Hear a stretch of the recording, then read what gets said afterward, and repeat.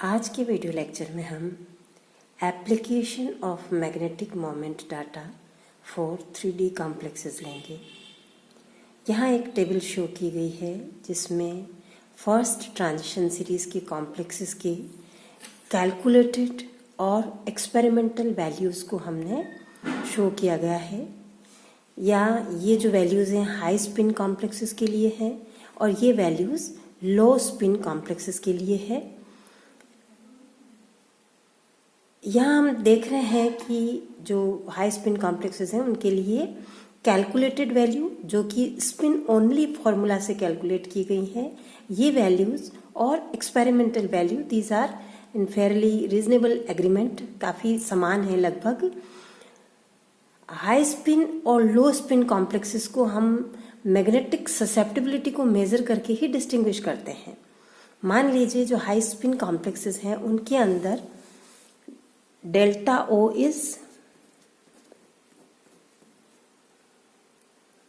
Less than pairing energy, यानी कि जो ऑक्टाहेड्रल कॉम्प्लेक्स की बात कर रहे हैं अपन, यहाँ पर डेल्टा ओ पेयरिंग एनर्जी से कम है तो इलेक्ट्रॉन पेयर अप होना पसंद नहीं करेगा और हायर एनर्जी ईजी ऑर्बिटल में चला जाएगा और कॉम्प्लेक्स जो हमारा बनेगा it will high spin complex.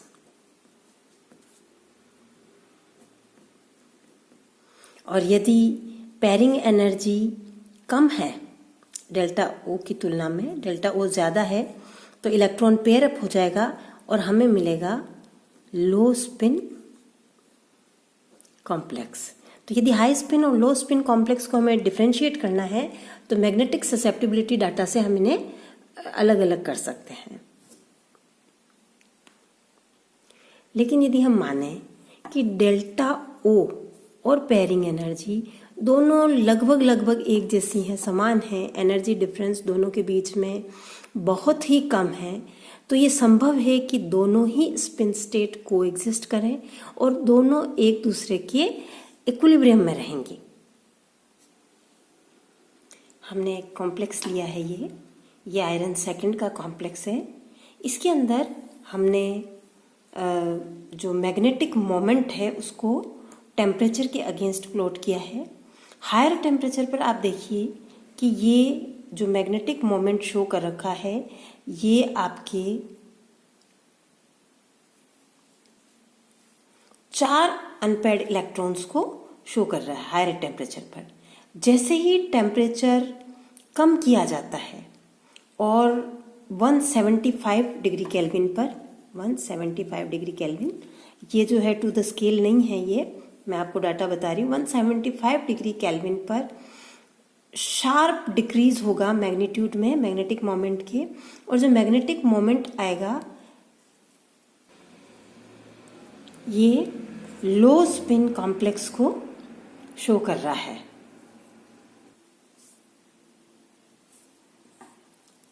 ये टनाबे-सुगानो डायग्राम है D6 कॉन्फ़िगरेशन के लिए।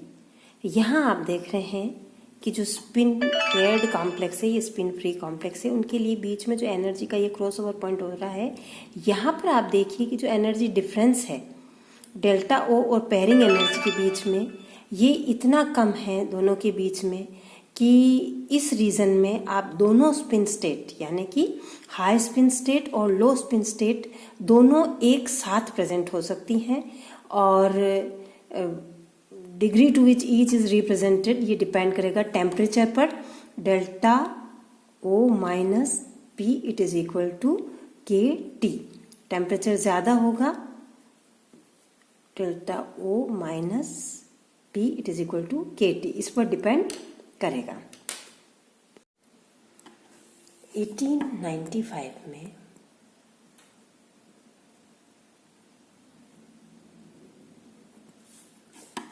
पियरे क्यूरी ने बताया कि पैरामैग्नेटिक ससेप्टिबिलिटी और टेम्परेचर दोनों एक दूसरे के इन्वर्सली प्रोपोर्शनेट होते हैं।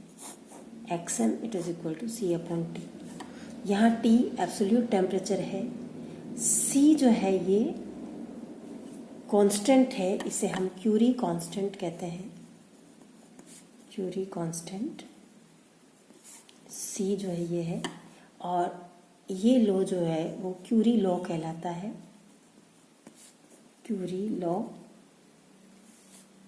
इसका C का जो वैल्यू दिया जाता है, C it is equal to n square mu square upon 3r।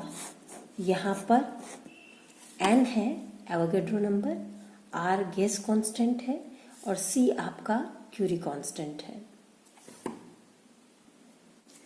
Magnetically diluted paramagnetic substances जो हैं वे क्यूरी लॉ को काफ़ी अच्छे से फॉलो करते हैं। मैग्नेटिकली डाइल्यूटेड पैरामैग्नेटिक सब्सटेंसेस कौन से होंगे? वे सब्सटेंसेस जिनके अंदर की पैरामैग्नेटिक सेंटर्स वेल सेपरेटेड हैं from each other by diamagnetic atoms या आयंस। इनसे अगर सेपरेटेड है उन्हें हम पैरामैग्नेटिकली डाइल्यूटेड पैरामैग्नेटिक सब्सटेंसेस कहेंगे हम। मान लीजिए वो सब्सटेंसेस जो कि डाइल्यूट नहीं हैं, उनके अंदर जो अनपेयर्ड स्पिन है वो नेबरिंग एटम के साथ कपलिंग हो सकती है और एक फिनोमेना जिसे हम मैग्नेटिक एक्सचेंज कहते हैं वो हो सकता है। वो मटेरियल्स जिसमें कि एक्सचेंज होता है तो उसके लिए जो मैग्नेटिक ससेप्टिबिलिटी दिया जाता है XM, molar susceptibility, it is equal to C upon T minus theta.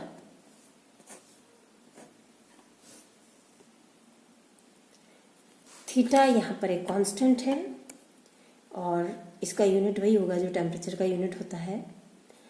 जो मटेरियल्स मैग्नेटिक एक्सचेंज एग्जिबिट कर रहे हैं इनमें दो टेंडेंसीज होगी, एक तो स्पिन अलाइनमेंट की और ये कंपीट करेगा थर्मल टेंडेंसी जो कि स्पिन डिसऑर्डर को फेवर कर रही है।